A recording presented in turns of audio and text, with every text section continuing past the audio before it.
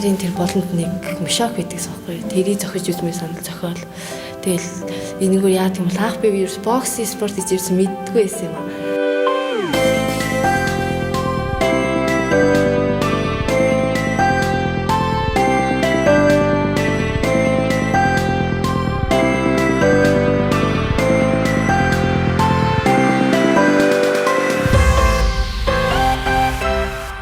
Ээж багштай уулзаал миний охинд нэг юм бокс спорт хийх юм байна гэлтийч. Тэгээ би анх тэр нөгөө цогцсон мушак хараад амар баярлал ормоор санагдал орж исэн. Тэгээ анх багш намайг авахгүй гэж жижигхэн болоо ирсэн. Тэгэл жоох эвгүй санагдал.